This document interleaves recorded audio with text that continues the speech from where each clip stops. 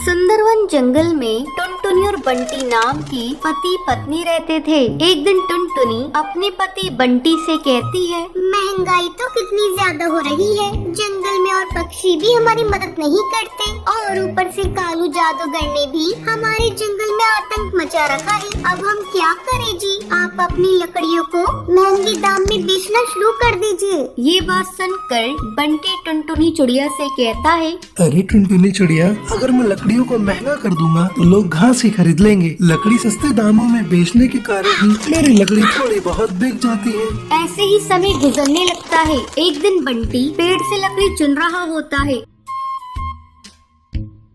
तभी पेड़ के अंदर से एक जादुई चिड़िया निकलती है। वो बहुत रो रही होती है।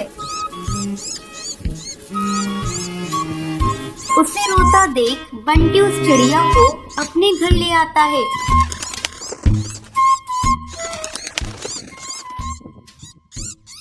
और टुनटुनी चिड़िया से कहता है, टुनटुनी चिड़िया सुनो, आज मैं जब लकड़ियाँ काट रहा था तो पेड़ के अंदर से ये नन्ही चिड़िया निकली। ये बहुत रो रही है, तुम इसे कुछ खिला पिला दो। लेकिन बंटी जी, हमारे पास तो खाने को कुछ है ही नहीं। रुकिए, मैं बुलबुल से कुछ लेकर आती हूँ।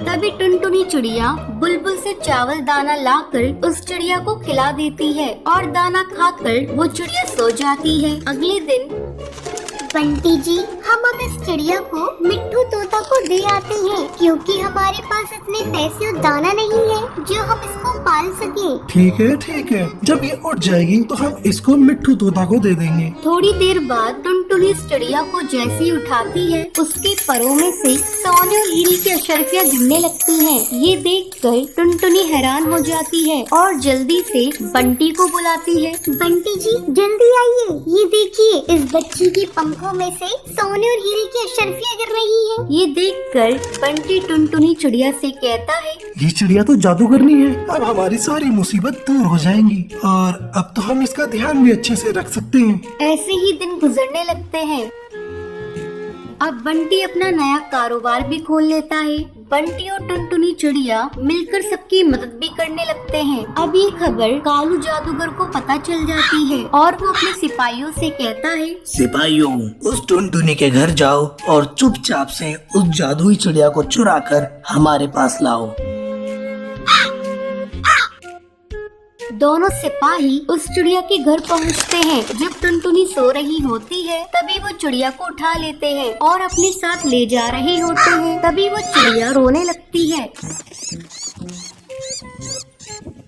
अब चील सिपाही कहता है, अरे ये तो बहुत भारी हो गई है, उससे तो उठाई भी नहीं जा रही। इसका रोना बंद करा वरना ये तो हमें पकड़वा देगी। थोड़ी दूर जाने के बाद वो जादुई चिड़िया और जोर जोर से रोने लगती है। रोने से उस बच्ची का वजन भारी हो जाता है, जिसकी वजह से सिपाही उसे उठा नहीं पाते और वहीं जंगल में छोड़कर चले जाते हैं। अगली सुबह टुनटुनी और बंटी ढूंढते ढूंढते नदी किनारे पहुँचते हैं और उस जादुई बच्ची को अपने घर ले जाते हैं। अब बंटी और टुनटुनी चिड़िया दोनों मिलकर उस बच्ची को जंगल से बहुत दूर ले जाकर खुशी खुशी रहने लगते हैं। एक जंगल में टूनी नाम की भूतिया चिड़िया रहा करती थी। वो रात में जंगल में रहने वाले पक्षियों को उठाकर उन्हें अपनी गुफा में ले जाकर उन्हें मारकर खा जाती थी। अरे वाह, आज तो मजा आ गया खाने में, कितना स्वादिष्ट पक्षी था। उसके सातंक से जंगल के सब पक्षी बहुत डरते थे। उसी जंगल में एक भूतिया जादूगर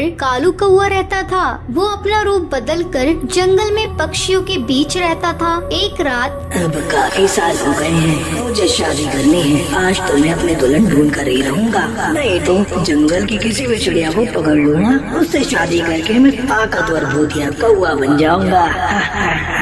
मजा आएगा, इस जंगल पर सिर्फ मेरा राज होगा। ये कहकर वो अपना रूप बदलकर जाने लगता है। तभी वो देखता है टूनी चिड़िया की आत्मा अपने पंजों में एक चिड़िया को पकड़कर अपनी गुफा में ले जा रही है। कालू कोई का भूत भी उसके पीछे जाता है। छोड़ो, मुझे जाने दो टूनी चिड़िया, मैंने तुम्हारा क्या बिगाड़ा है? ऐसे कैसे छोड़ दूं तुझे? तू आज रात का मेरा खाना है। टुनटुनी चिड़िया, अगर तुझे छोड़ दूंगी तो मैं भूखी रह जाऊंगी, जो मैं खाने नहीं दूंगी। ये कहकर टूनी चिड़िया की आत्मा टुनटुनी को मार देती है। अरे ये कौन है? चिड़िया की आत्मा, ये कितनी खूबसूरत है। अगर मैं इससे शादी कर लूँगा तो मैं बहुत ताकतवर बन जाऊंगा। इसकी दहशत से पूरा जंगल डरता होगा। अब भूतिया कालू कौआ टूनी चिड़िया की आत्मा से शादी करने की सोचता है। अगली रात वो टूनी चिड़िया की आत्मा की गुफा को फूलों से सजाता है। जब टूनी चिड़िया की आत्मा वहाँ पर आती है, अरे ये कितनी प्यारी गुफा लग रही है। ये किसने किया? इसे फूलों से किसने सजाया है? तभी वहाँ पर कालू कौआ आ जाता है। ये सब मैंने किया है टूनी चिड़िया। मैं तुम्हें पसंद करता हूँ, तुमसे शादी करना चाहता हूँ। जब से मैंने तुम्हें देखा है मैं तुम पर फिदा हो गया। ये सब सुनकर टूनी चिड़िया की आत्मा बहुत खुश होती है और मन ही मन कालू कौए को पसंद करने लगती है। हाँ कालू कौए, मैं तुमसे शादी करने के लिए तैयार हूँ। कल रात हम दोनों शादी कर लेंगे और अपना जीवन एक साथ बिताएंगे। पर टूनी चिड़िया को भूतिया कालू कौए के इरादे का पता नहीं था। वो उसे मोहरा बनाकर ताकतवर बनना चाहता था। अगले दिन अब रात में कालू कौआ अपनी भूतिया बारात के साथ गुफा में आता है। टूनी चिड़िया की आत्मा मंडप में बैठी थी। अब उन दोनों की शादी हो जाती है। कालू कौआ टूनी चिड़िया की आत्मा को अपने घर लेकर आता है। कालू कौए, ये घर कितना सुंदर है, लेकिन तुम इस जंगल के हो भी नहीं, फिर भी तुम्हारा इतना बड़ा घर। तुमने मुझसे ही शादी क्यों की? तुम्हें तो कोई और अच्छी कौवी ये चिड़िया मिल सकती थी। तभी कालू कौआ अपने असली रूप में आ जाता है। मैं कौआ नहीं, भूतिया कौआ हूँ। मैंने तुमसे शादी इसलिए की ताकि मैं इस जंगल पर राज कर सकूं, भूतिया राजा बन सकूं। धोखा, इतना बड़ा धोखा किया तुमने मेरे साथ। मैंने तुम्हें अपना पति समझा और तुमने मुझसे इतनी बड़ी बात छुपाई। मैं तुम्हें छोड़ूंगी नहीं। तुमने मेरा इस्तेमाल करना चाहा। तभी टूनी चिड़िया की आत्मा गुस्से में कालू कौए को मारने वाली होती है। टूनी चिड़िया, मैं तुम्हारा पति हूँ, मुझे मत मारो, मुझे माफ कर दो टूनी चिड़िया। फिर टूनी चिड़िया की आत्मा सोचने लगती है, अगर मैंने इसे मार दिया तो मैं विधवा हो जाऊंगी। वैसे तो ये मेरा पति ही है, मैं इसे नहीं मार सकती, चाहे इसने मुझे धोखा ही क्यों न दिया हो। ये देखकर कालू कौए के भूत को अपनी गलती का एहसास हो जाता है। वो टूनी चिड़िया की आत्मा का प्यार अपने लिए देखकर भावुक हो जाता है। टूनी चिड़िया, मुझे माफ कर दो, मैंने तुम्हें धोखा दिया, लेकिन अब मैं तुमसे सच्चा प्यार करने लगा हूँ। क्या तुम मेरे साथ रहोगी? कालू कौए, मैंने तुम्हें दिल से अपना पति माना है। तुम चाहे भूत या कौए की आत्मा हो, फिर भी मैं तुम्हारे साथ अपनी जिंदगी बिताना चाहती हूँ। अब वो दोनों एक साथ खुशी खुशी रहते हैं। टूनी जब गर्भवती थी तभी उसके पति टुन्नू की एक दुर्घटना से मौत हो गई थी। कलमुही, अब सारा दिन यूं ही टसवे बहाती रहेगी या घर का काम भी करेगी? माँ जी, वो मेरे पेट में बहुत दर्द हो रहा है। आपको तो पता ही है, मेरा 9वां महीना चल रहा है, मुझसे उठा तक नहीं जाता। मैं काम कैसे करूं?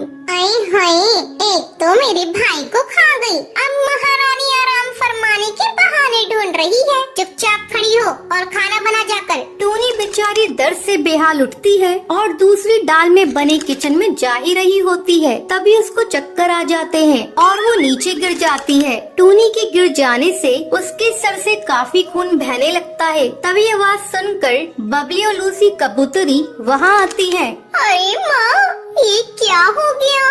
अरे गिरी कैसे है ये छोड़, ये सोच इससे छुटकारा कैसे पाएं। अगर आसपास पड़ोस में से किसी ने इस हालत में देखा तो हम पर ही इल्जाम आ जाएगा। चल थोड़ी देर इसे ऐसे ही पड़े रहने देते हैं, फिर ले जाएंगे हॉस्पिटल। तक हमें इसे हमेशा के लिए छुटकारा मिल जाएगा। कुछ समय बाद टूनी हॉस्पिटल में आ जाती है। तभी डॉक्टर बुलबुल बबली से कहती है, हम आपकी बहू को तो बचा नहीं पाए, लेकिन उन्होंने एक बेटी को जन्म दिया है। अरे माँ, ये तो सोने पर सुहागा हो गया। बिना कुछ करे धरे ही उस चुड़ैल से छुटकारा मिल गया। हाँ, बात तो तू ठीक कह रही है, लेकिन इसकी बेटी का क्या करें? खुद चैन की सांस लेकर मर गई और इसे हमारे मत्थे छोड़ गई। अब बबली और लूसी उस बच्ची को घर लाकर अकेले कमरे में छोड़कर चले जाते हैं और बेचारी बच्ची भूख के मारे रो रही होती है। वही टूनी मर चुकी थी, लेकिन टूनी की आत्मा मंदिर में जाती है और भगवान से कहती है,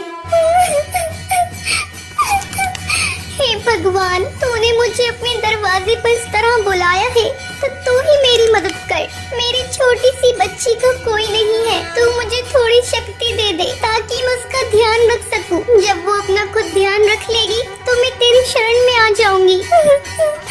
दे दे भगवान, शक्ति दे दे। तभी भगवान उसकी प्रार्थना सुन लेते हैं और टूनी फिर से कुछ टाइम के लिए चिड़िया के रूप में आ जाती है। वहीं लूसी बबली से कहती है, माँ, इसकी रोने की आवाज ने तो मुझे परेशान करके रख दिया है, आप कहीं छोड़कर आ जाइए। तभी बबली उस बच्ची को जंगल में एक नदी किनारे छोड़ देती है और वहाँ से चली जाती है। तभी वहाँ से एक सांप जा रहा होता है। टूनी चिड़िया आकर उस बच्ची को बचा लेती है। टूनी उसे गोद में लेकर बहुत खुश होती है और भगवान से कहती है, धन्यवाद भगवान जी, धन्यवाद। जिसका कोई नहीं होता उसका भगवान होता है। अब टूनी उसे लेकर रास्ते में से जा रही होती है। फिर टूनी सोचती है, मैं इसे रखूंगी कहाँ पर? इसके लिए घर भी होना चाहिए। तभी टूनी को सामने एक खाली शौचालय दिखता है। टूनी इस शौचालय को अच्छे से साफ करती है और वहीं पर ही अपनी बच्ची के साथ रहती है। भगवान, आपने मुझे शक्ति तो दी है, लेकिन मैं इसका अपने लिए फायदा नहीं उठाऊंगी। मैं खुद मेहनत मजदूरी करके अपनी बच्ची को पालूंगी। अब टूनी चिड़िया एक बरगद के पेड़ पे बने घर में जाती है। वहाँ जाकर टूनी उन आंटी से कहती है, मैम साहब, मुझे काम की बहुत जरूरत है। वैसे तुम क्या काम कर सकती हो और तुम्हारी तो इतनी छोटी बच्ची है। मैम साहब, मुझे काम की बहुत जरूरत है। अगर मैं काम नहीं करूंगी तो मेरी बच्ची भूखी मर जाएगी। मेरे अलावा उसका कोई नहीं है। जंगल में फसल भी इस बार नहीं हुई है। अब उस मैडम को टूनी की बातें सुनकर तरस आ जाता है। ठीक है, अब रोना बंद करो। अब ये बताओ तुम क्या कर सकती हो। जो आप कहें वो मैं करूंगी। मैं घर की साफ सफाई के अलावा जंगल से सूखी लकड़ियाँ भी चुनकर ले आऊंगी। तभी टूनी चिड़िया जल्दी से उसके घर का सारा काम कर देती है। टूनी चिड़िया की मैडम काम को देखकर बहुत खुश होती है और उससे कहती है, तुमने तो बहुत अच्छे से काम किया। ये लो खाना, खा लेना। मैम साहब, खाना मत दीजिए। थोड़ा मेरी बच्ची के लिए दूध मिल जाए तो वो दे दीजिएगा। फिर टूनी चिड़िया वहाँ से दूध लेकर टॉयलेट वाले घर में चली जाती है और वो अपने असली रूप में आ जाती है। फिर वो टुनटुनी को दूध पिलाती है। अगले दिन फिर टूनी काम के लिए चिड़िया का रूप लेकर चली जाती है। अरे सुनो, आज मेरा बर्थडे है, तुम बिना खाए यहाँ से नहीं जाओगी। टूनी चिड़िया मन में सोचती है, अरे मैं ये मैडम को कैसे बताऊं? मैं ये घास फूस वाला खाना नहीं खाती। मैं चिड़िया नहीं, एक आत्मा हूँ। मैम साहब, आज मुझे जरूरी काम है। ये कहते हुए जल्दी से टूनी वहाँ से चली जाती है। कभी कभी ये कुछ अजीब सा बर्ताव करती है। इसे खाने को दो, ये हमेशा मना कर देती है। कुछ तो गड़बड़ है। अब सुंदरी टूनी का पीछा करती है।